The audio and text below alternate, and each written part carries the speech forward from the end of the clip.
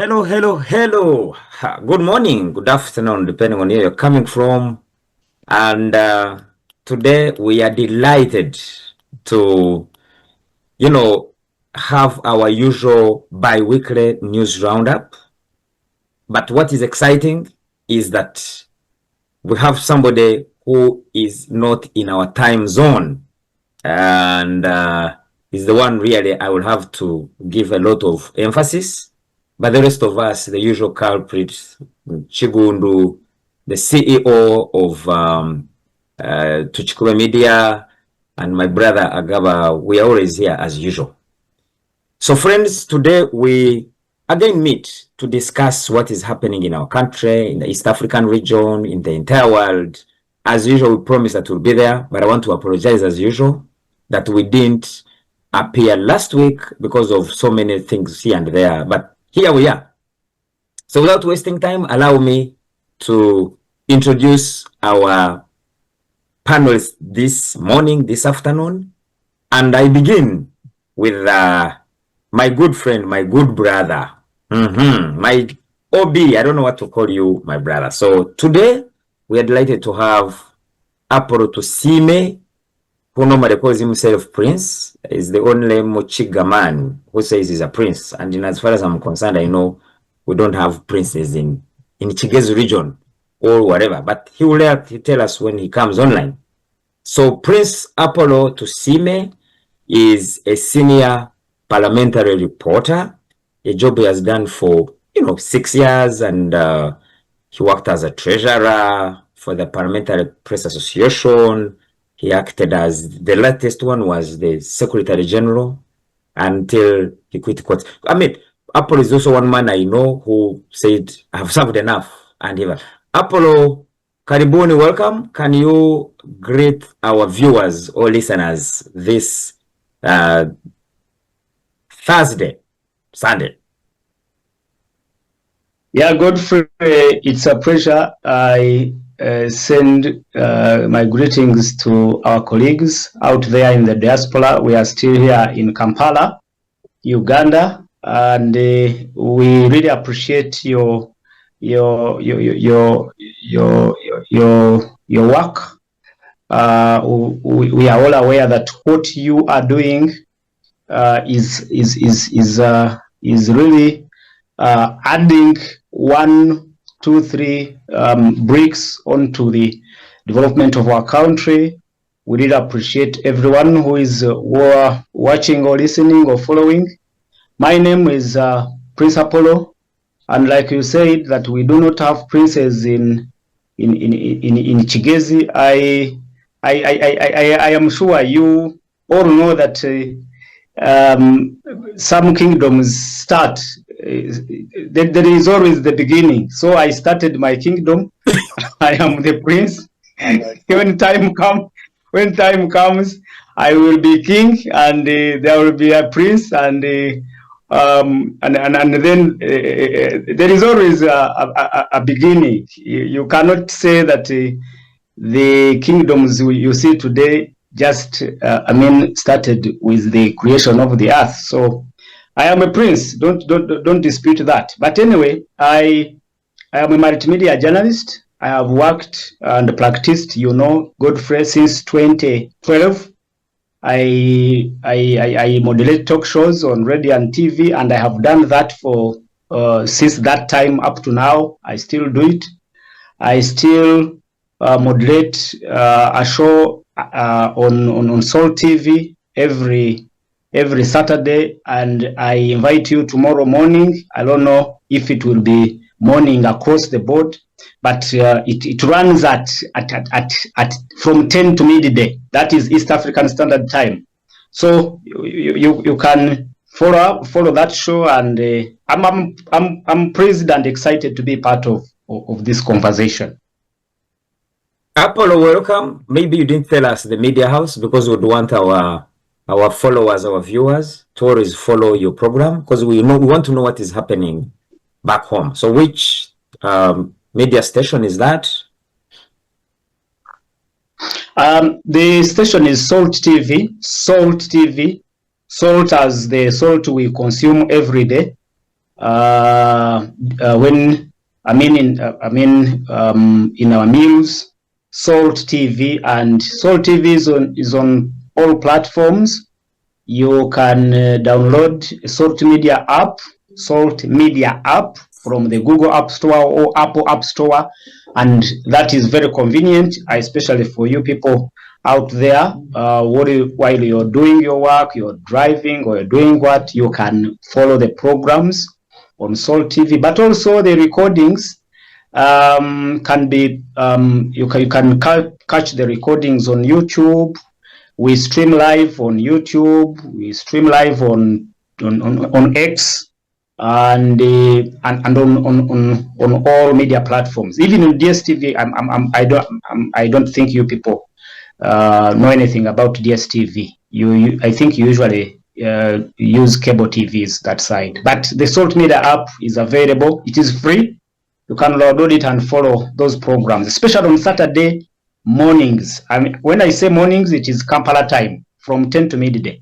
It's a very, very good program. You were part of that Saturday morning show, Godfrey and Agaba, way back in between 2012 and 2014, I think, on Alpha, and you know how it was interesting, and that's what exactly you must expect in my programs.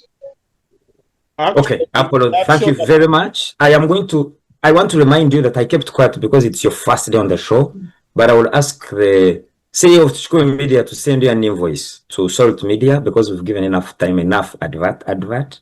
So probably you send something to Tukikube Media. So welcome. Generally, in brief, how is it? How is Kampala? Here, Agaba and Chugun will be telling you in Indiana, where Agaba lives. I know he will be saying it's now a little bit summer, but turning into winter. Chugundu, he will tell you that he's in a windy city, whether it is in winter or summer, it's always windy. So how is Kampala? Is it raining or it's sunny now? Kampala, the whole of this week, it has been sunny with a few showers here and there. And perhaps I can talk about the politics. We are in the middle of an election, as you all know, and it is not as it was been, or it was in 2020, because this time around people are doing their businesses as politics is going on. I mean, the Electoral Commission is looking into the submissions from the aspirants, as the Electoral Commission is preparing. Like yesterday, they unveiled a fleet of brand new cars, which will be used by presidential candidates after nomination, and others will be used by the security. You know, it's mandatory that every candidate is provided security by the Electoral Commission. But as all those things are happening, as we are going to discuss them, the business community is busy. They are doing their businesses. There's relative calm. Actually, there is calm across the city and even across the countryside. I can say it's so far so good. There is nothing bad. Okay, thank you. I hope my colleagues have taken note, and our viewers, that this year's or next year's elections are not as, they don't have the vibe like the previous elections. Yes. So we'll touch it when we start. So next True. is thank you, Apollo. Please feel at home, and I want to inform our viewers that you are now part and parcel of the bi-weekly news roundup team. Thank you, and we appreciate accepting to be. Thank you. It is my pleasure. Thank you. Next is Agawa Babigumira, as usual, the political analyst, an analyst, and the man who comes from Indiana.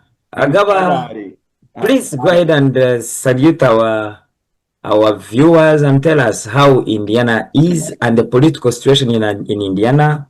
Is icy there? What is it? What's happening in Indiana?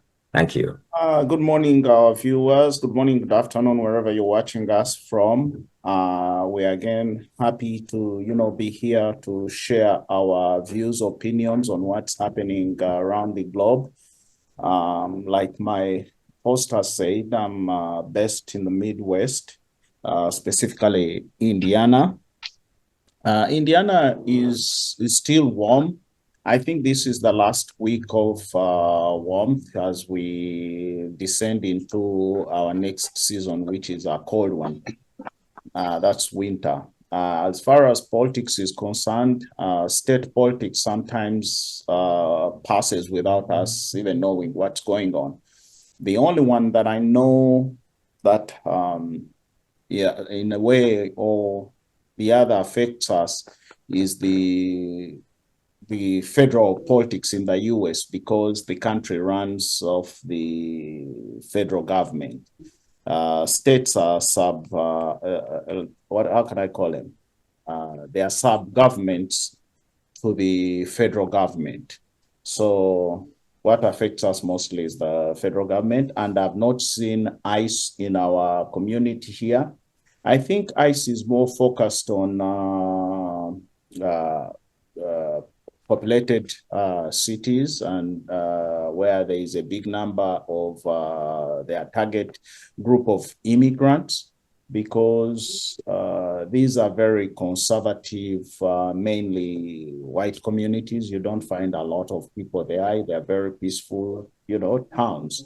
So we don't have a lot of disturbances in our small towns here. Everything seems to be fine.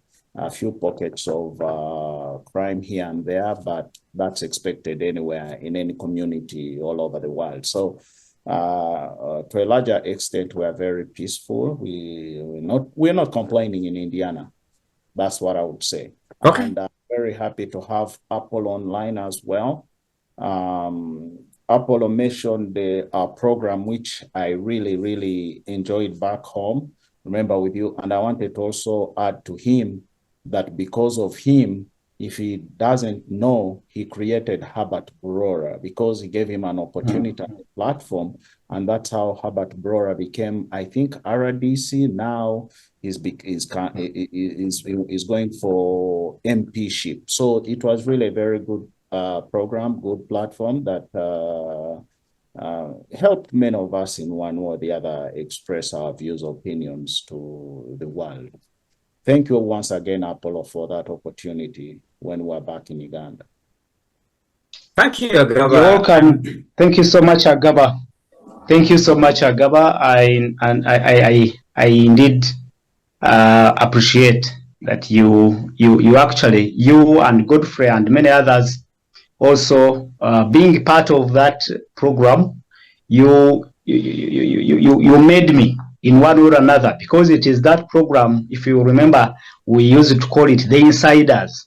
It is what actually made me who I am today. It inspired me to go deep into political reporting, and since then, like I said, I have been doing that, and that's my job. I'm really grateful to you, colleagues. Apollo,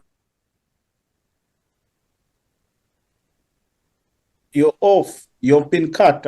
We can't hear you. Unmute. Apollo, thank you very much for accepting to be part of us. Of course, you reminded me those days when we would meet with Agaba for that, that famous program. Welcome and welcome. So next is the CEO, Tukikube Media. Chigundu, are you online, sir? Tell us, greet our viewers, and how is Chicago? I know for you have a lot, especially ICE is in Chicago. ICE is in Illinois. Anything Agaba poses that they are not there, I know. They're around the corner in Illinois. Anything tell us, and how is the weather in Illinois, Chicago, Chigundu? Over to you, Salongo. Hello, gentlemen. Good morning. Good to see you. First of all, allow me to welcome our friend, our colleague from Uganda who has joined us for the first time, Prince Apollo. Welcome to the platform here. Thank you for joining us. I liked how you started off by saying that who knows, you might be the very first prince in the kingdom that we'll be talking about. I liked that one. But thank you for joining. My name is Robert Chigundu Salongo. I am here as always in the Midwest. The Midwest is starting to cool off. Not much going on. There's a little bit of tension in the air.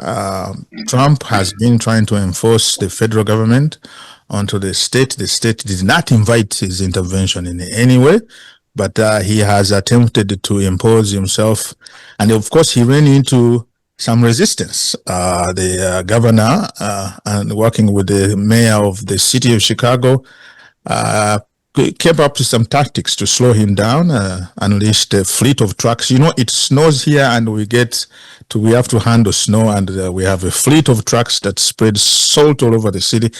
So this time those trucks were deployed early in the season, and they seem to have sent a message that Trump's intervention is not welcome.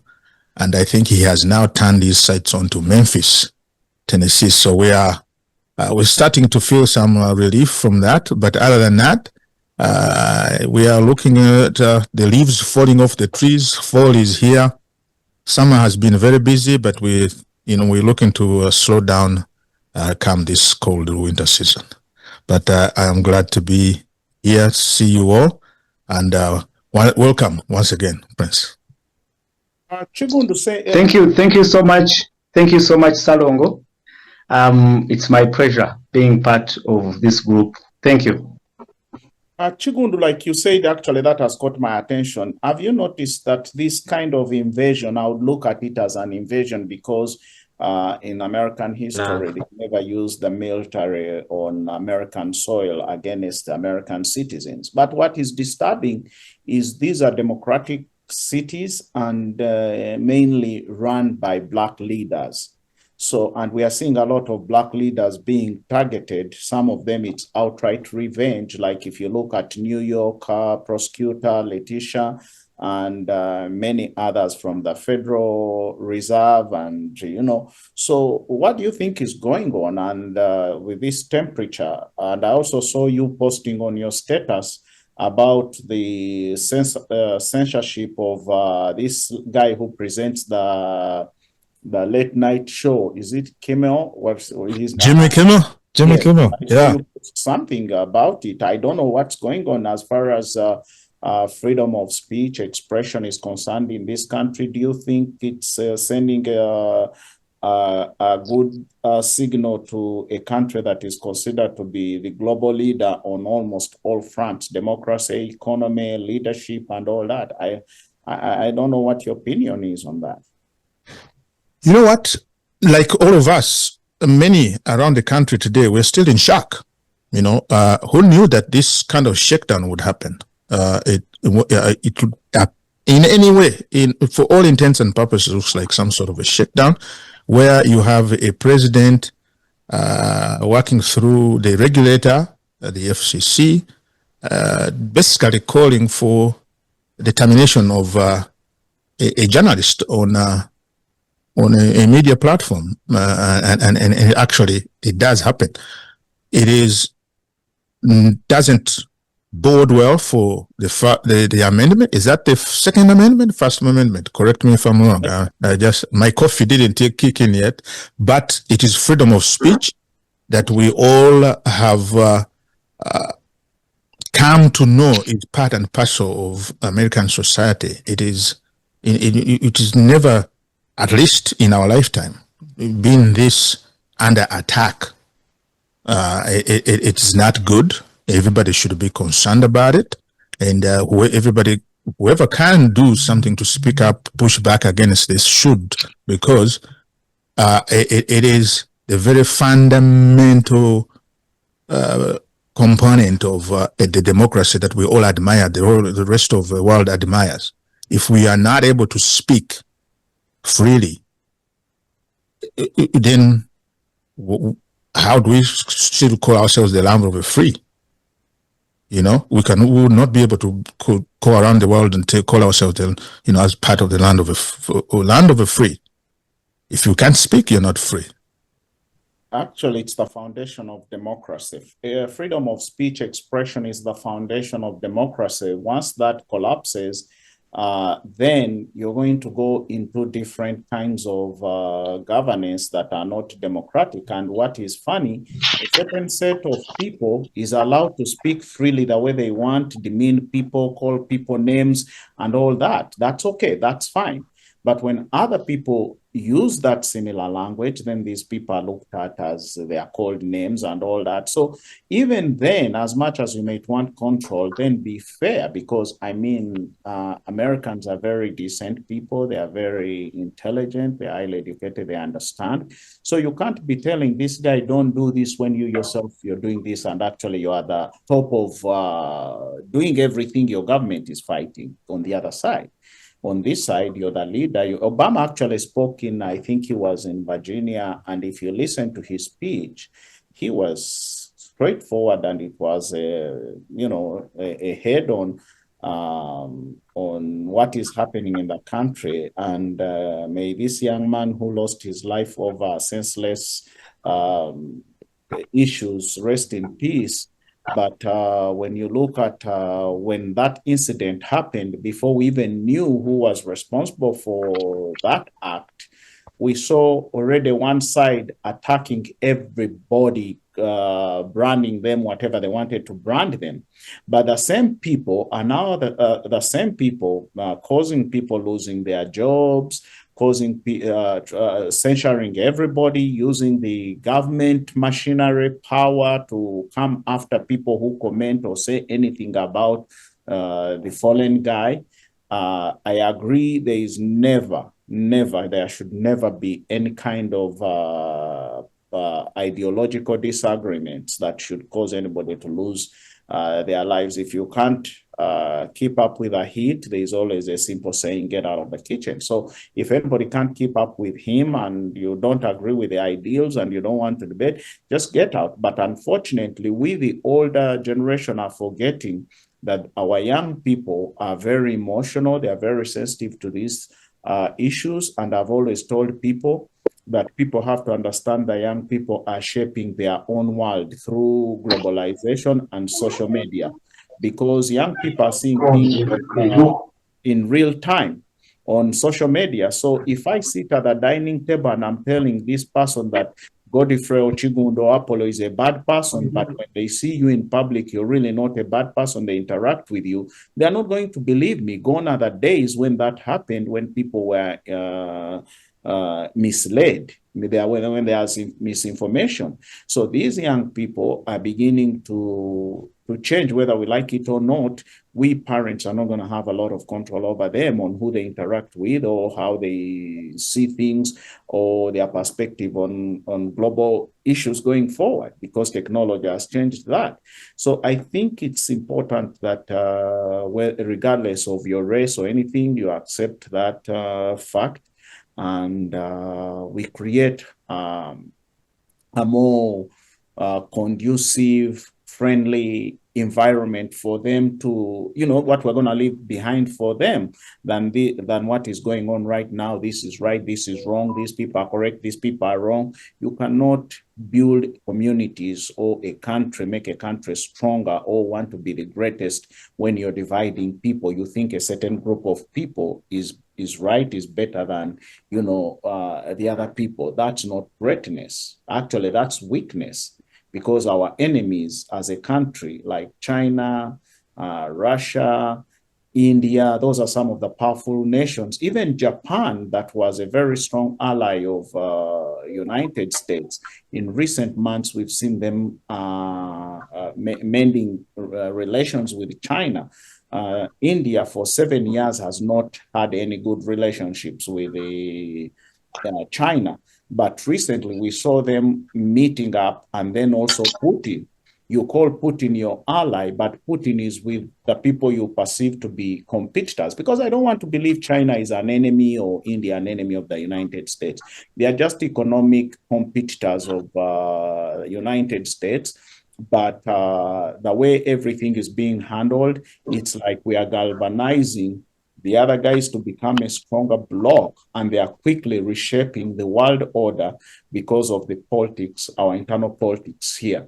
So I don't know whether you guys are also seeing things that way. I don't know, but for me, that's how I think I'm seeing global stability here. A bit shaky. Israel taking out everybody with impunity. They don't care what happens. Like the UN is non-existent. UN does not exist anymore. So because they have backing of the most powerful nation on earth, and they wouldn't have done what they are doing if they did not have guarantee of that protection. So I don't know at what point will Israel stop throwing those bombs on people. As much as you want, is it the Hamas? You can sit down and plan with your men and say, where are these guys? Can they learn from United States after September 11th? Because America did not go throwing bombs after the Twin Towers were brought down. No, they did not kill people massively like that. Okay, Agaba, what I get is that one, we need to allow freedom of speech and have tolerance to one another.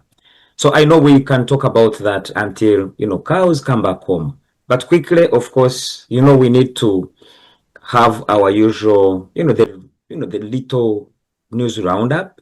And today we are delighted that Prince Apollo is the one who is going to take us through what happened, what transpired in the last 1 week or 2 weeks of, the news roundup. Prince Apollo, can you please give us a summary of, what happened in the media all over the world, or in Uganda or East Africa, whatever you have.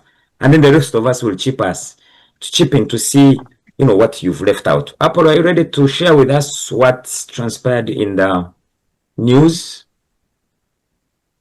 Oh, yes. Godfrey, thank you so much. And colleagues, thank you so much for the space. I liked the direction, the conversation from colleague Gaba was taking.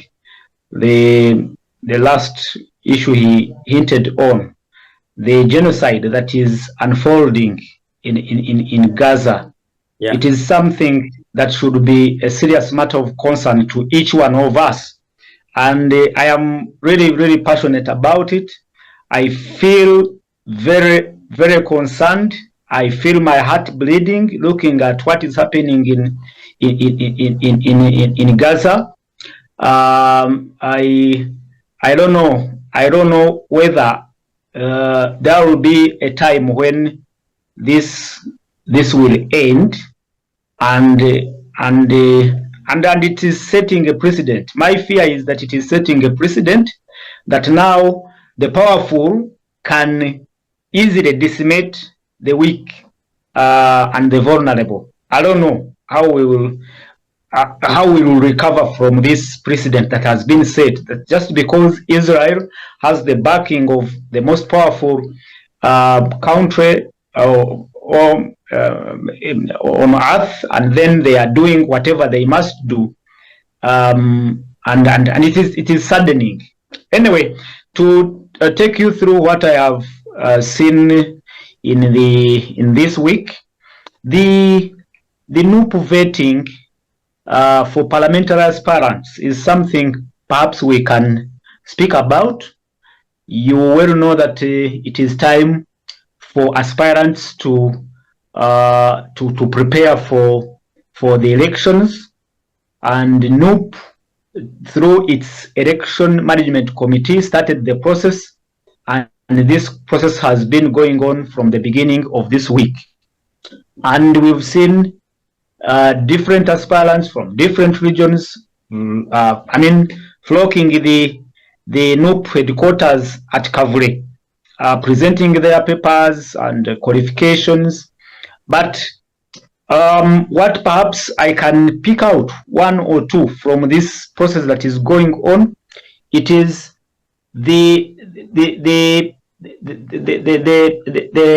fear and the suspicion that all the participants are actually communicating. They think that the process is not so transparent.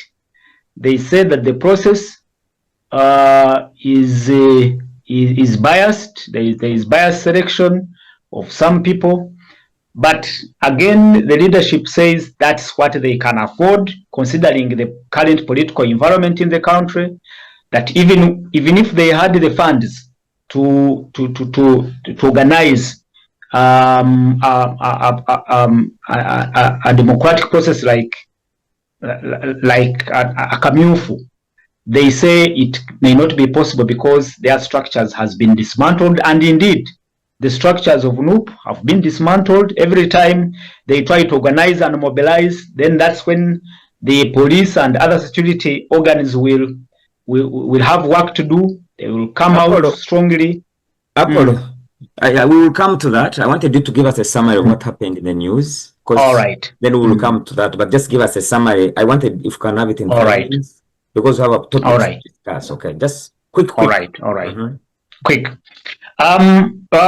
Relatedly, I have just received a breaking news here. Yeah. The Electoral Commission, the National Electoral Commission, has told the opposition NUP that the signatures they submitted to support the candidature of Kyagulanyi are not enough. They have told them that their signatures, some of the signatures they submitted are non-existent. They are saying some of the signatures do not qualify. Some, you have to submit the NIN numbers for those signatures. I mean, alongside those signatures that support you. So that is the process they have been doing. But the news coming in is that they've been told that the signatures are not enough, and this puts Kyagulanyi's presidential nomination at risk. That is the breaking news that is just coming in, and you wonder how now he has to work very fast to correct much more signatures to back up his nomination, because on Tuesday, that's the D-Day for nominations, and then today is, we can talk about Saturday. Now you see how possibly the things can turn around in a very bad way. But I can also talk about another story, the BBC documentary that has actually sparked public debate across Uganda. I don't know if that side it made sense and it somehow filtered into public discourse that side, but here it is actually serious. The documentary exposes a racket of traffickers who prey on Ugandan girls and women. They lure them, promising them legitimate jobs in UAE, United Arab Emirates. Then when they take them, they traffic them into the UAE. Eventually, they are lured into sex slavery. I hope you saw that report. And the one you're talking about especially was this the bus driver, the one who is called Abe Mwesigwa. Yes, Abe Mwesigwa. Then there's another guy called Charles or Abe. Okay, Charles Mwesigwa. BBC quoted him as, is it the same as Abe? Charles Mwesigwa? Yeah, I think he's the man. Yeah, yes. It's been running. It's a very unfortunate one, and we've been reading about it. Please proceed. Well, and then perhaps we can talk about, you hinted on the statements from Kaindo Tafire, retired Major General Kaindo Tafire, and I really, it's one thing that made me, okay, he's one gentleman who makes me feel that possibly we have good people around us and in positions of authority, being that he came from he came with the group that went to the bush, and he can speak boldly to power and thinking about the associated risks. I think those statements continue to dominate the headline, especially in the social media. Do you mean, Apollo, before you leave, do you mean the story where General Tafire was saying that the prisoners, I mean, like a person like Chiza Besigye should be brought to book, where he was saying that complaining about Besigye being incarcerated for the last 8 months? That statement from Otafire, is it what you're talking about? Yes, Otafire says Besigye is innocent in a public court. Yes. That until the state brings Besigye on trial and a fair trial, gives Besigye a fair trial, the state will always be looked as persecuting Dr. Besigye alongside Obed Lutale. I think that's not so. That's not something you can take for granted. I mean, that takes a lot of courage in Uganda today. To speak, somebody in his position to speak like he's speaking. Did you notice that he tried to wash his hands and was throwing it to the Attorney General? They were telling him that the blood is going to be on his head, on his hands. Did you notice that he was trying to say, yes, as internal affairs, we could be responsible, but it's entirely on you, and he was calling on him to make sure they expedite the process. Did you see that he was trying to run away from it? I don't think General Otafire is running away from it, because we know him for always during times when we have controversial issues, taking the side of the people and speaking boldly the minds of the people. And that's why I'm not saying he's running away from it. That's what he has been from. According to me, that's kind of Otafire himself.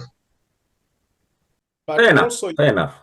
Also, you have to understand, in the context he's speaking right now, it's because it's a political environment. On Kizza Besigye's issue, I've always said one thing and I've asked one thing. His wife is a highly educated international woman. His lawyers are well-known politicians. The state has presented evidence, especially that strong evidence of audios. For me, one thing I've asked, because I also believe Besigye deserves fairness. We cannot say he's guilty, but the minimum would have expected, since the government is parading that as evidence, have his representatives asked for that evidence to verify it, whether it was Besigye or artificial intelligence. That's the minimum. But turning this whole story into a political theater, that's not going to help free Besigye, because if government has genuine evidence, and I'm sure his lawyers, who are also political players in the political space, know the truth that that's genuine evidence, then, to be honest, it becomes very difficult to fight or free Besigye.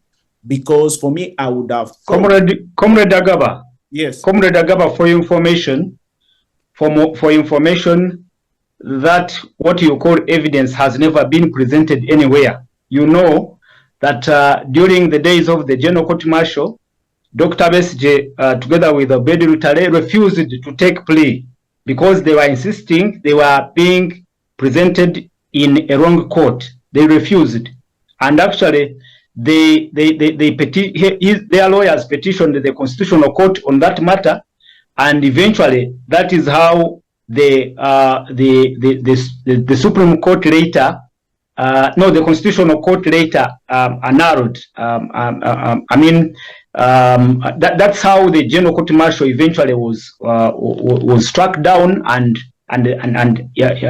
resulting into the retabling of the amendments in the UPDF Act to bring back the General Court Martial to try civilians and all this new legal dispensation.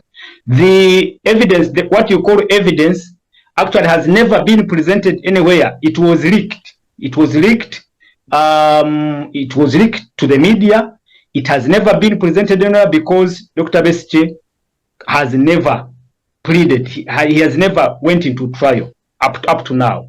I think He is being held in he's being held incommunicado. Wait a minute. He's being held incommunicado. He actually, according to the lawyers, representing Dr. Besje and Obedul Tale, they were actually saying it is his constitutional right, because he's on remand. He's still on remand. It is his constitutional right to be set free, because the Constitution stipulates that after a period of 6 months, if the state is not producing the suspects to court, it has not kicked off the trial, then the suspect must be automatically released.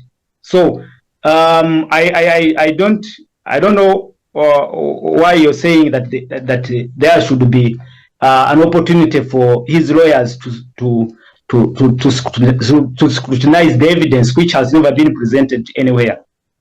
No, you see, I followed bit of this. When Besije was in the court martial, there was a very huge contest from his lawyers. They didn't want to go there because they felt that was not constitutionally constituted. But when they transferred him, even the process was delayed by his lawyers, because the Attorney General, as much as we want to be fair, we also have to understand we have a constitution in place. I also don't want to also believe that the government just woke up and said, we're going for this guy and we're going to create this. Because he's a wanted guy, he knows that he has to be very careful. But when you find yourself in such a situation, or if Apollo, you are arrested today, if a government arrests you, do you think they are going to facilitate evidence for you to be released? They are definitely going to come up with all kinds of accusations. It's your responsibility as a defendant to ensure that all these things are addressed. So if you have lawyers coming to court when he was transferred to the civilian court, I think that was supposed to be the first act of business by his lawyers, saying, our man is here. We want to verify this evidence, because it's his right as a defendant to have that evidence reviewed. The government has told you they also have his phone records as part of his their evidence. I'm not saying that evidence is concrete. No, I'm not saying that. But what I'm saying is that the government is saying we have this because this kind of person who supports rule of law, I want to sometimes eliminate politics out of but Besije has prevailed over this state in a court of law previously, where evidence that we all know was a concoction of somebody.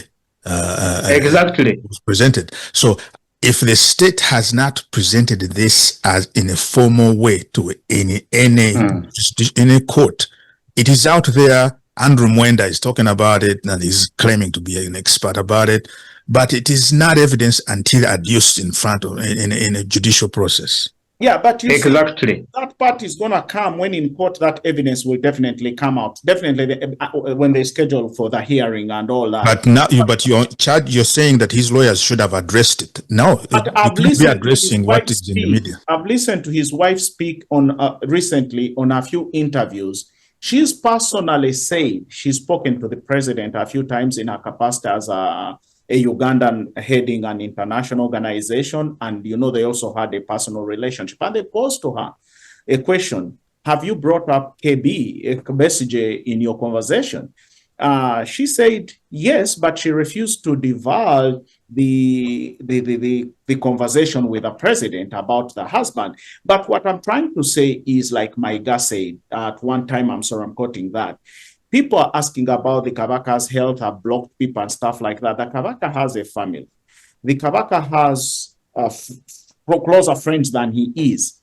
So if he was hiding him, protecting him, why are those people that are very close to the Kabaka coming up to attack him? It's people who are distant. So like we supporters are very distant, but KB also has people who are very, very close to him. He has generals who are close to him, but I'm sure in their business, they know that evidence maybe government has is tough business to fight, especially if they know it's genuine. And also why I give reasonable doubt is because in the business Besije is in, he's not a civilian.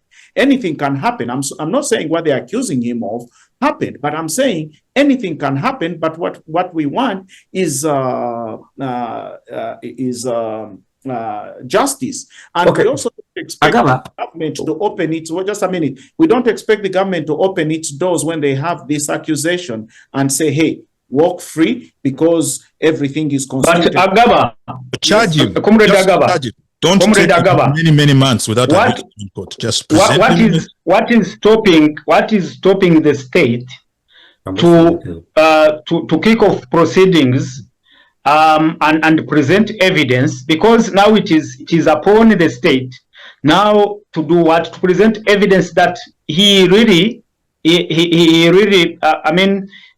was involved in acts of treason, and that has not happened. So you cannot accuse his lawyers or his wife for not doing anything when the state is not willing, is not proceeding with this case. They've brought him, and that is why his lawyers are saying, if you cannot give him speedy trial, then release him on bail. That's what they are. Prince Apollo, allow me to come in and remind Agawa that the statement that you read in the press was that Otafire was calling on the state, on government, to make sure that that them holding Vestige for this long taints their name, because the public court, which Otafire quoted, looks at Vestige as innocent.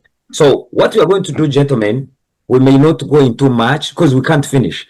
This case is, you see, Chigundu comes in, Apollo, you're coming in, and Agaba is insisting that the person to blame is Vestige's lawyers and whatever. But to sum up that, I think Otafire says, if he's innocent, please prosecute him.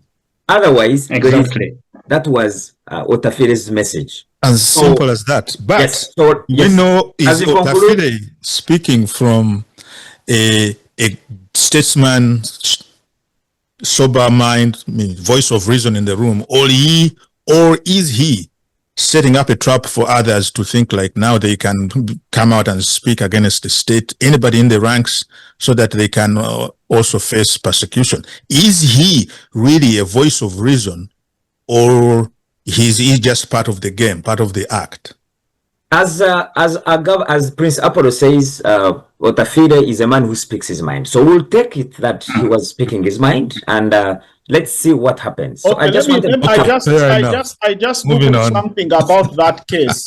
One of the reasons they've given current status, as of September 2025, Vestige and Lutale continue their boycott of court proceedings while the application for the rescue of Chief Magistrate Baguma remains pending.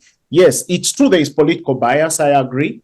But also there has been that challenge of transferring that case from the military court to the civilian court. We all know they are playing in politics. But what I'm trying to say here is not that Vestige is guilty or the government is correct. What I'm trying to say is that once you put yourself in line of fire, you know you're the most wanted man. Definitely all these things are going to happen. Like Apollo, before we came on air, Apollo told us Bobby Wine has been denied, his nomination has been denied because he didn't have signatures. We all expect this. So when you know you're in such an environment, you have to do your due diligence. Let me give an example of United States here. We know they're arresting all truck drivers who can't speak English. A lot of them have quickly gone back to school to learn the English language because they know if they are caught, they're going to be put out, however unfair it is. But that's the law. That's how it is. So if I commit a crime as Bobby, definitely I'm going to be arrested. I've been arrested before, even when I wasn't guilty, but it cost me 1 full year. I lost money, I lost everything, but I eventually won the case. So sometimes we're going to find these biases, but let's not put ourselves in a situation that will compromise our safety. Fair enough. Now, Apollo, please give us, let's conclude on the news roundup, because I'm sure each one of us has, and then we'll just talk about a few things. We are running out of time, I'm afraid. So Apollo, just quick, then you summarize and we can go to the next one. Quickly, Apollo. 2 or more, and then we move to the next one. 2 or more, perhaps we'll talk about the iPod summit that was convened at Kololo. And you know the politics around iPod this time around, especially after the amendment of the Political Parties and Organizations Act, where it came out clearly that there was connivance to force NUP participate in the activities of iPod, because from the onset the opposition NUP had said it won't participate in those activities because they actually do not make sense. When you convene, then drink tea, then pose for photographs, for photo moments, and then the next day you have their headquarters surrounded, then people beaten up, and then others thrown into jail. You cannot believe it, colleagues, and I know you know that there are people who are still missing. People who were arrested in members and supporters of NUP who were arrested in 2019, and now they are still missing. I think the number is around 17 people, which they say they are still missing. So, and this week they convened. You know, even the iPod money was increased, I think, up to 35 billion, and the meeting at Kololo, of course, had the DP, the NRM, then the FDC, and and others. But the highlight from this particular story is the NUP also now complaining that they have been sidelined from the activities of iPod. But their argument emanates from the amendment in the Political Parties Organization Act, where it was highlighted that the National Consultative Forum incorporates all political parties, and iPod being a subsidiary of the National Consultative Forum, they contend that they were forcibly incorporated into iPod, so they want to also share the funds, because they say these funds are government money. They are not for any political party specific group. They are funds meant to help political parties grow. So they think this time, this meeting, this summit was meant to concretize the sidelining of NUP. So that is something perhaps you can make a comment on. Yeah, I know, of course, Agaba cannot go without mentioning that. Yes, in the same, you remember after the, during or on the sidelines, even Mao came out and said that the parties that are participating are going, he kind of insinuated they are going to support NRM, because he was saying, whether they like it or not, if I read him wrongly, that they are going to support President Museveni. And he said there were like two factions.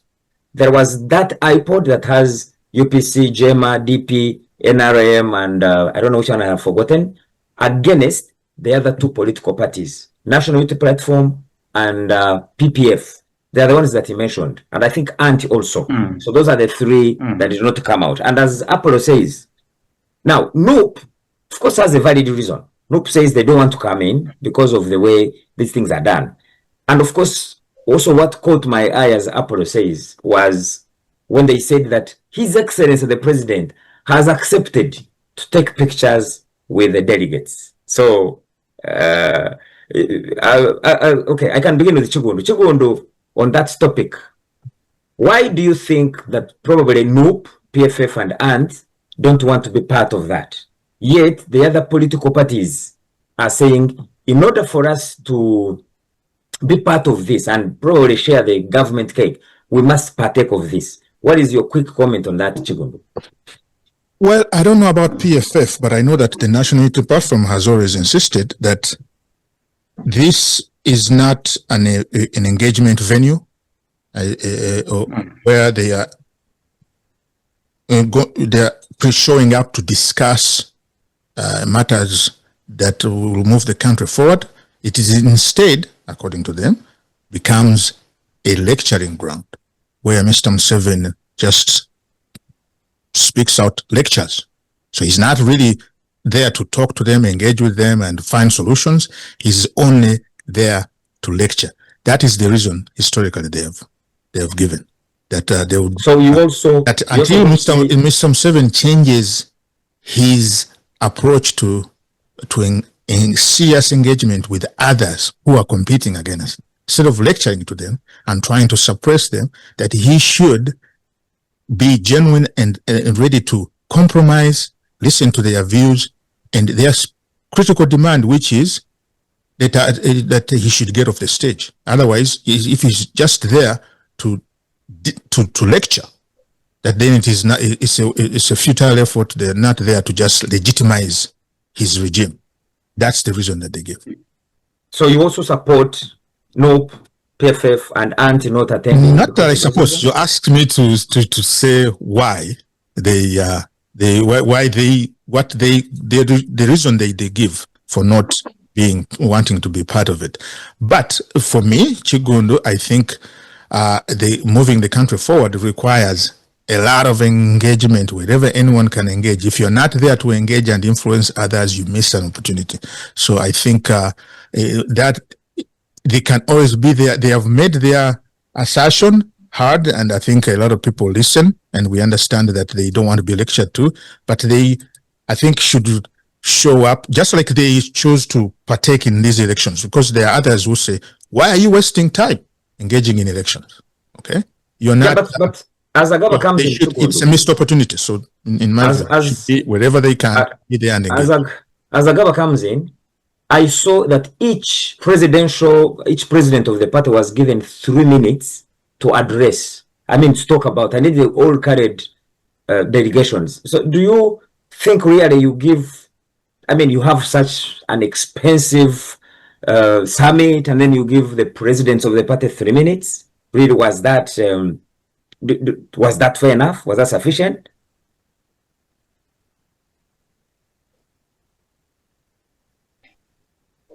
It seems I don't think Agaba had you, or what's going on? Agaba, can you hear us? Yes, I can. Yeah, Mr. Kaitarama was coming to you wondering. No, it was actually 3 minutes. I posed a question to you. To me? Do you think really? To me? Sorry, I misunderstood. I thought that was it's okay. Because you said Agaba as you come in. So no, I said as Agaba comes in, Chigundo, do you think that really it was fair to give a president of a political party, where some political parties have said we are not coming to that because you want to make, to take pictures with us, and then you say we have given you 3 minutes, and actually the moderator kept on saying your time is up, and yet I thought it was a dialogue. People wanted to hear what their presidents are saying, but they were given 3 minutes. What was the event? Was it a handover event, just to something Greek, or was it a real summit? I think it was it's spoken of as a summit, and if this is all they got, because that's all we saw. We don't know if there were any other engagements off the camera where the press was not present, or the press didn't report everything to us. I don't know.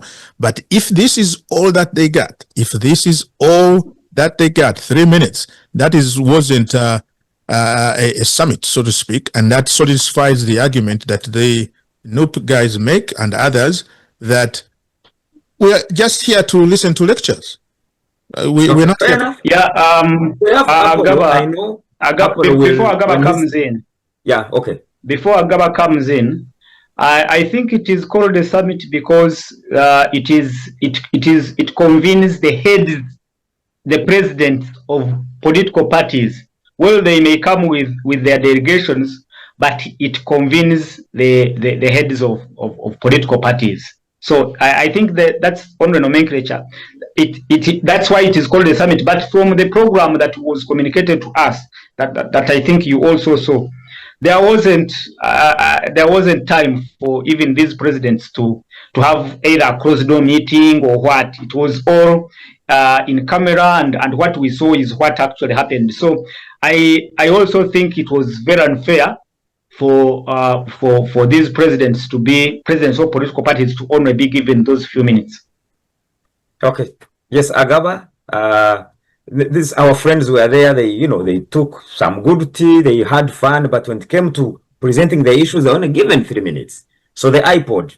What's your take on that, Agaba? My humble belief is Africa needs to rethink about their political systems, because when you look at the current leadership all over the world, no president today, sitting president all over the world, will give space to an opponent. Everybody fights to, like galvanize or strengthen themselves in power, be it China, be it US, be it Russia, everywhere. No one is going to give you space. Then what do you expect in an African country where there are no systems? And secondly, even I don't know why this iPod is even there, because iPod was a very good idea. But it seems we've all misunderstood it. If you have issues, you have an opportunity to meet this guy and put it in his face, whether positive or negative. Now you're fighting it. You're saying the guy wants photo ops. To be honest, a man who has been in power for 40 years has met all these people from different walks of life. He gives you money which you accept he shouldn't give you. If he wanted to use that as as credit to his political or whatever he wants to do, he would use that because you've accepted his money before. And why would he even be funding you, the opposition? Even here in the US does not fund Republicans or Democrats. So why would Uganda get taxpayers' money to give it to parties? For what? And which party has ever come and accounted to the people that we receive? Just quick information on that. The originality of the state funding political parties was because the state decided, instead of having these political parties as they stand up, because none of them are starting anew, that instead of them looking for funding elsewhere overseas that actually may end up threatening the state, let the government be the one to invest into their development. That's all. But despite that, did that stop foreign funding? Still, foreign funding has been coming in either from the diaspora community or anywhere that money has still continued to come in. For me, my reasoning here is the money that is being spent, 35 billion, and looking at the state of our infrastructure like hospitals, electricity, clean water to our people, is almost non-existent when you go to rural Uganda. So why are you giving this money to these people? Because this money has actually created more confusion, more divisions amongst the political parties. This money should have gone somewhere, and these guys mobilize their own funding. Because when you go to iPad, I had Bobby Wine complaining that because they did not attend, you don't want to take pictures as you claim, like it's very important for Mr. Museveni to have a picture with Bobby Wine. There are more important people Mr. Museveni would want. The Kabaka's picture carries more weight. So when you look at that Bobby Wine complaining that this money is constitutionally approved, it's true. By law, they're supposed to get it. However, the same law also requires you to, because like Apollo said earlier on, there's an amendment that requires you to attend to get this money. So but what inspired that amendment? That's where the question is. At the end of the day, you cannot get taxpayers' money when there is no accountability for it. People just sending you money because you're an opposition group. They can account without having to come into Colorado for photo. They have been accounting. They have been presenting the accountability to the Electoral Commission.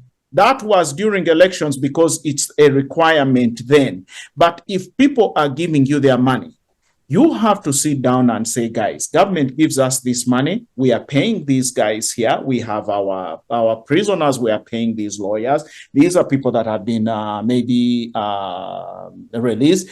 And you guys keep saying that NUP has not been allowed to operate. It's true there are challenges with opposition, all opposition. You see, I want to remain objective.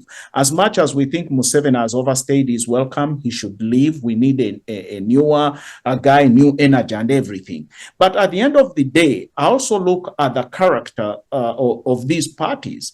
When you look at DP went to Mbarara and had their delegates conference. They did it differently. They invited people voted and all that. That's what happened to these other parties. So what is so unique with the NUP that they have to have their own system, because I've asked friends, if imagine the Electoral Commission woke up today and said, you know, NUP had a very good system. Let's also use the same system. We're going to go out with these questions, ask voters, who is the best suited candidates amongst the candidates that are running. If the Electoral Commission came back with those results, let's be honest here, would NUP be satisfied with those results if their candidates didn't win? So we cannot sit here and support this because they are opposition. They denied their voters the fact that you and I, whether we support them or not, are funding them through iPod money. So, if the requirement is that, you have to come into iPod, you have to come to Kororo and sit down with the NRM, so to speak. Then let us be serious about the engagement and the finding solutions instead of just lecturing. No, I've had that. Listen, I've had that. No, it's just a correction. It's a correction. But you guys, out of 10 parties, they all can't attend, and me, the one guy, says it's not right. It's unfair. It's like the four of us here agreeing to one thing, and then me alone, I say, no, this guy is unfair. I'm not going to go take pictures with them. When I've even not given you an opportunity to listen to you. It's true. Agaba, I want to give you information. Of course, we want our listeners to know, because you hinted on why NUP uses the vetting system, not like the DP delegate conference or the NRM one. And Apollo will agree with me that the reason why NUP uses that system is because of their constitution. They are using the Chibarama constitution, but their own constitution, which they forwarded the Electoral Commission for approval, has never been accepted. But the one they have is one which allows them to do the vetting. So that's a correction I wanted you to know, that NUP does not do it because they want, but it's because of the existing environment. They are following their constitution. Then I think... Yeah, but on top of that, Agaba, on top of that, I hinted on the claim the NUP leadership has always been advancing, that and there is some bit of truth, that every time they go out to mobilize, to build structures, which structures would help them, especially in such an engagement, in such an exercise like vetting and selecting candidates to pick to hold their flags. They are always tear gassed and some of them thrown into prison. You know, on several occasions when Robert Kyagulanyi and his colleagues have even paid for spaces. They've informed police like now. They've informed. They have actually circulated that letter on social media and elsewhere. They wrote to the IGP informing him that after the nomination of Tuesday, they will have a post-nomination rally in Katwe and Natete. And good thing, the same day, the president has, through his party NRM, have also organized a post-nomination rally after nomination. So, where? But wait. President Museveni. Yes, where is that? They didn't. I don't remember. There will be a procession from the, because they will be nominating from Rubowa, where the new offices of the Electoral Commission have been now constructed. That's where the nomination exercise will be held by the Electoral Commission, and they've indicated that there will be a procession. A venue. That's why I wanted to ask you, because Bobby Wine made it clear they are going to have NRAs having theirs at the airstrip. That's not a business. Then he said he's going to go where you said he's going to go have his, then march to another place. One thing I want to ask TukikubeTV is here. Not everybody. But I have not finished my point. I was saying, even when they have evidence that they have informed the police, as per the law, the Public Order and Management Act, they are dispersed. Their activities are blocked. They are. You remember in 2021, where they went to radio stations, paid for airtime, but eventually the security agents personnel, not only pulls them out of the studio, but also switches off the radios. So they say that that environment cannot allow them to build structures, which structures would help them organize a kamufu or primaries, like we call them primaries, as NRM does and even other parties do. I don't agree with you, Apollo, because when I checked Nalcola and Kawempe, as much as there were challenges, they still managed they were successful in electing a candidate through Kamufu. But also you have to understand from a leadership perspective, when you have opposition thrives on sympathy. They have to create situations where the public has to be sympathetic with them. If they, like today, I hear opposition asking, what has Bobby Wine done that reflects what Besigye did the last 5 years? No demonstrations, no this. They will definitely have to be provocative in order to create that kind of sympathy. That's why we see most of their guys are in jail. But when you look at legal representation, you can't send a lawyer to represent you in court with no practicing certificate. You even themselves, they are talking about it. They are saying, you expect Mr. Museveni to say, okay, because you're a political prisoner, walk out. The truth is, who brought a case against Eddie Mutwe? It wasn't the state. However much that case was minor, the state was looking for Eddie Mutwe. That's what I'm trying to tell you guys. The state is always looking for you. It's like me here. I'm an immigrant. If I make simple theft, honestly, simple theft. Can somebody be held on remand for all these months because of just a case of simple theft? Apollo, listen. Today in America, as an immigrant, just a parking ticket can cause a deportation. You can be deported. So if you're being haunted, you know you're being haunted, you have to have your act together. The truth is, opposition politicians in Africa are haunted. So I'm not saying what they are doing to them is right, but if they expect the state to facilitate their success, they are never going to be successful. There are a lot of things we can say about NUP that are not going right for them, because if you look at the internal politics of NUP, what are the accusations coming from there because of this Kamufu? What are the people saying? We see the elite being kicked out of NUP, the people that are already representing NUP, and actually like the mayor of Kira, this man has been credited for his work, but the man was on TV crying. They asked him for money he didn't have. This boy here, the MP, the current MP, what's his name? Nyeko. Look at what Nyeko is saying. These people are saying we were asked for money. They took us through this. They did not even give us the results of the outcome. And we are here saying that's a kind of module that we should, support because there is no democracy. Okay, if there is no, the government has denied you that room, then why don't you be transparent and say, this is what we found on the ground. 80% of people said you can't do this because of reason A and B. They've not done that. They only came and said that according to our results, this is the best candidate. And then privately, these guys were being asked for money, unless the NUP people themselves are telling they are lying to the world about what is happening in NUP. And then you also can't expect people who are running for office, the same people running for office, to be your judges. Guys, let's love our country more than the individuals that are running for that country. Museveni is not right, but again, a wrong cannot correct that are wrong, because the way these boys are doing things. Today, tell me which political party in Uganda, opposition, forget Museveni, let's leave Museveni out of this because he's NRM. Can anybody here come and tell me in the opposition, this party is willing to sit down with NUP and make an alliance? Which one? I've heard all of them. I think it just happened at PFF. Didn't we see that just a few months ago, a few days ago? Have you heard what Bobby Wine said today? Well, give me the news at least. Yeah, Bobby Wine was saying, because he already created doubt. He said, we are willing to work with the people, but we will take you by your actions. He's welcoming people to come in because they welcomed him initially. He couldn't.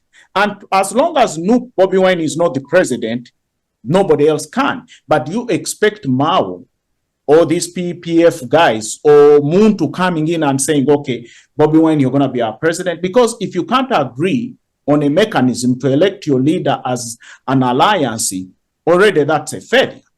That's a fair, because if you can't agree on who's going to lead you, then what's the alliance about? And that's what failed when JPM was there, Besigye was there, Mao was there at the time. They had come up together to form an alliance, but they disagreed on who was to be their leader.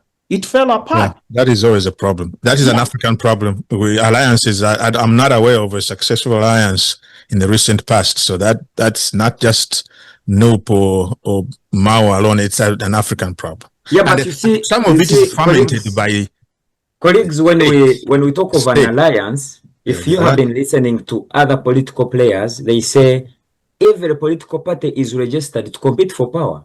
So if you're talking of an alliance, then it ceases. I mean, that's why NUP wants to come. But the part of the competition involves strategizing. If you are facing this giant NRM that is suppressing you and using all kinds of tactics, then if coming together is the way you overcome, then you do that. It's part of taking power. It's not that you register to just take power yourself.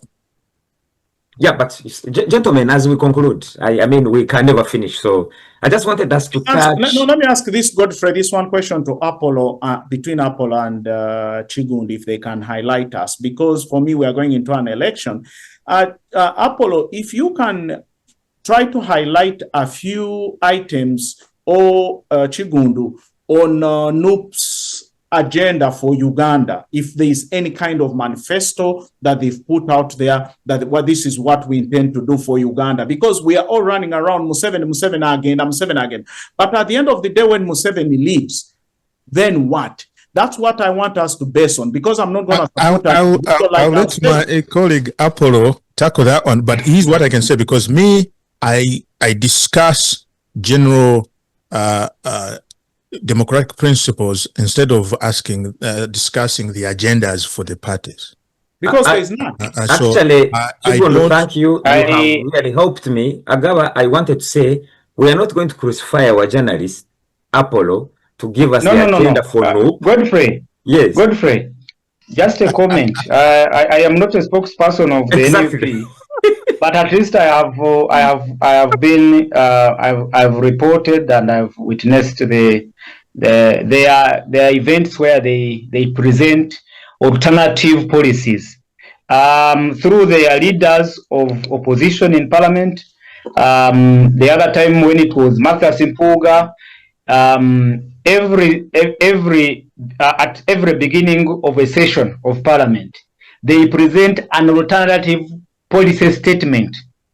They present that statement, gives you an alternative policy on agriculture, on an alternative policy on education. So I think that makes part of their manifesto. Let's not say they don't have alternative policies to present. But the problem is that is me and you, Godfrey and Agaba and Robert. You know well that over time, everything that comes from the opposition, and everything that comes from the side of the opposition, the NRM being a dominant party in parliament, they do not actually give it that benefit of doubt that perhaps there is something good in it. We've seen it. Even when the FDC was the largest opposition party, are you saying they did not have a manifesto? Are you saying Dr. Kizabesige didn't have, or his team in FDC didn't have alternative ideas on policies? Yes, they did. But the problem, which actually is may also a problem in other parties, not only NRM, is looking at opposition as per se, the opposition, that everything they bring, they want to oppose. But when you look at, for instance, the alternative budget proposals that were tabled by Honorable Semujunganda during the passing of this budget, you can pick some. You can if you listen him speak to his document, you can feel that he's speaking. He has sense in what he's speaking. For instance, when he says that, look, let's prioritize the education sector, the health sector. You know now, right now as we speak, we have a boycott. We have a strike of arts teachers. We have the strike. I mean, yes, in Uganda, they have refused to go to class yet it is the final term of the year, the promotional term of the year. Now you can imagine the students in government schools, how they have what they have missed or what they will miss if this strike continues. And it is not happening now. It has been happening every year, just because of a policy that prioritizes science students at the expense of arts teachers. So when they speak about the fairness, the unfairness that is in the policies by government, then they are looked at as opposition. I don't know if you get what I'm saying. Why, when actually they should be looking, they should be looked at as alternatives or an alternative government.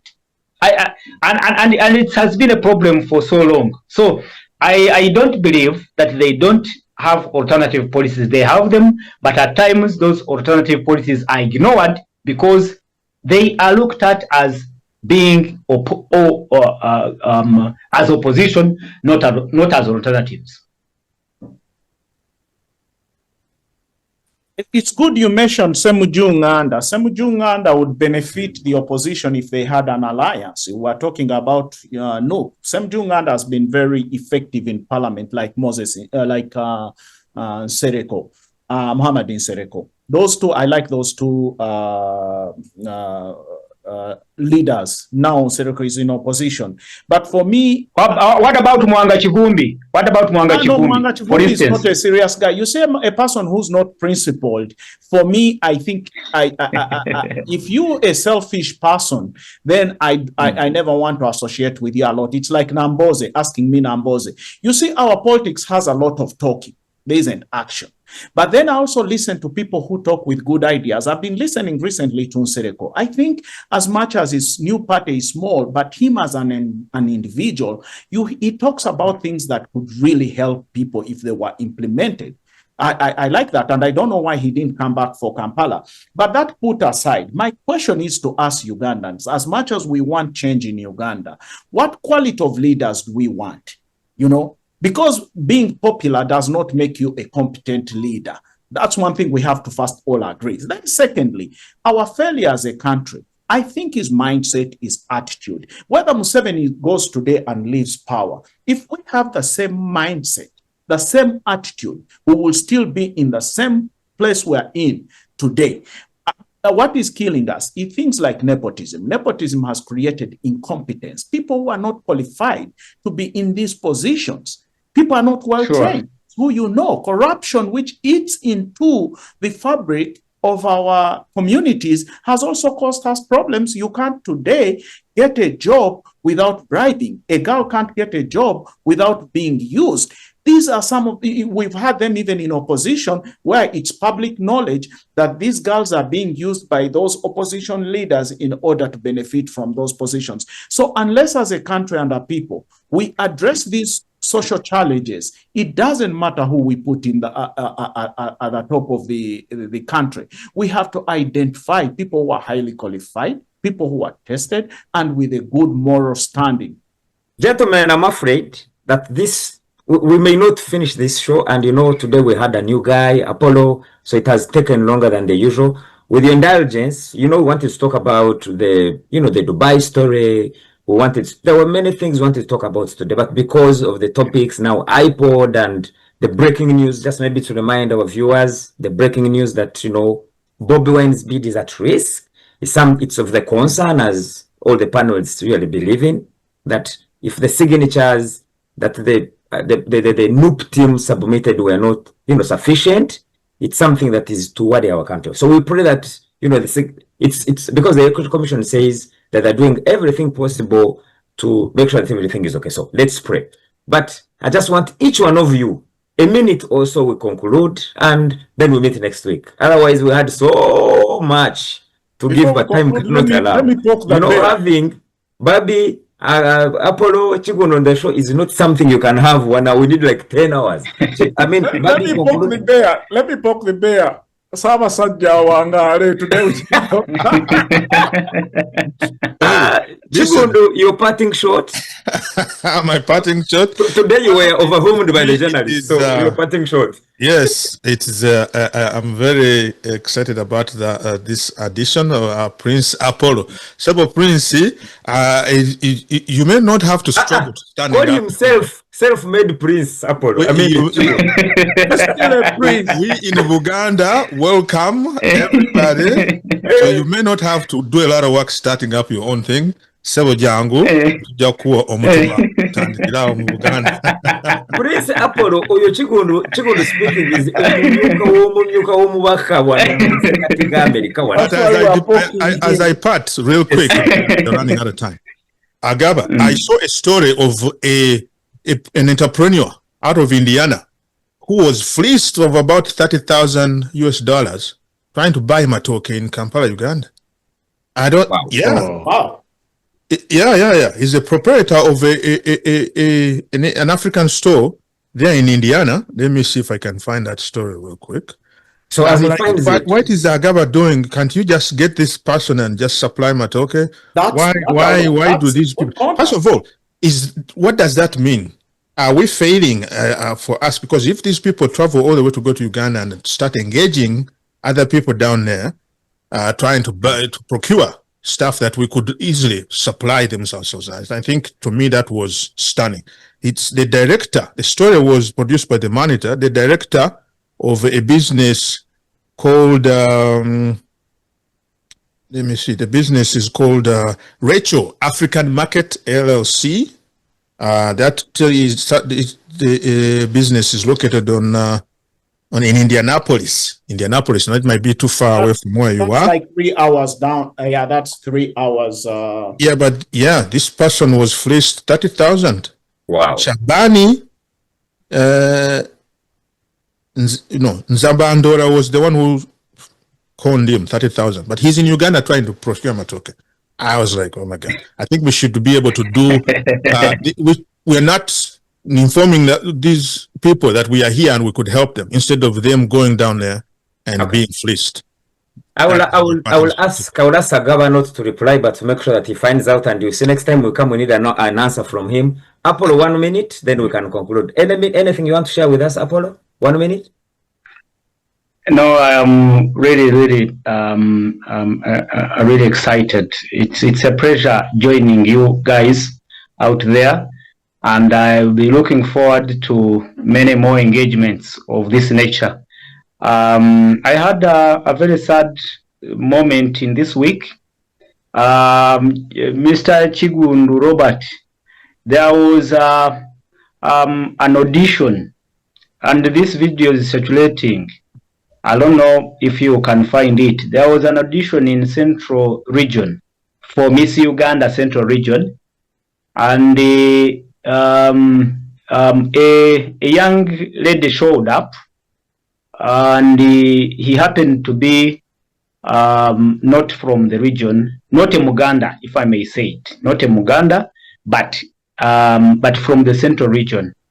And she was embarrassed during those auditions when one of the on the panel asked her questions that really embarrassed her, and these questions were tata wa kuzaala bamuzaala wa yeddira ki. Okay, I didn't like it. It looked like it was I don't know, but it was embarrassing. I think going forward, when we are talking about unifying and East African unity, we should stop looking at ourselves as people who come from either this side or this side or this side.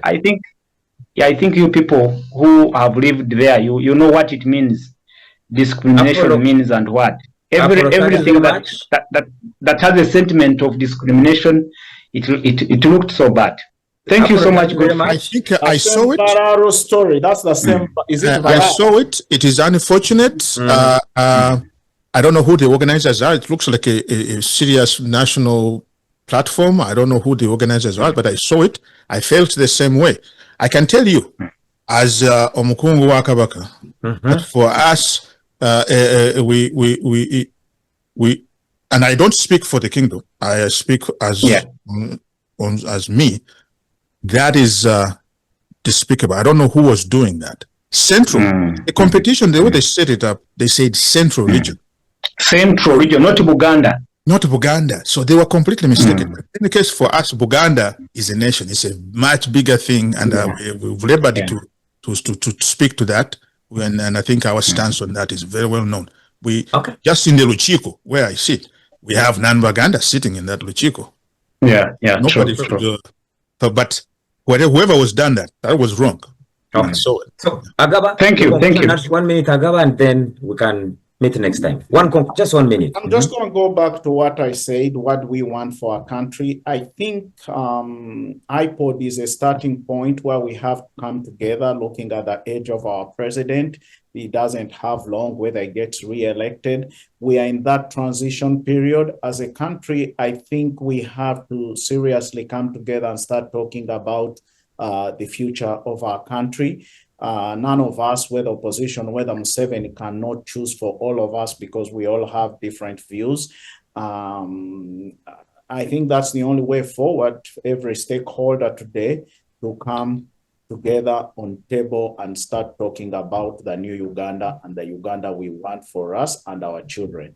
That's basically what Agaba Mao told us that transition is being discussed somewhere, not in iPod, that it is being discussed in rooms that matter, in forums that matter, not iPod. He didn't mention iPod. Mao himself is from the north. Listen, Mao himself is from the north, is a lawyer, and Mao is from the opposition, is opposition leaning. Whatever he said, what he meant, I think for me, when I understand him, what he meant, when he said it has to be a quiet election and the rest of the people misunderstood it. And Bobby Wine responded how I expected.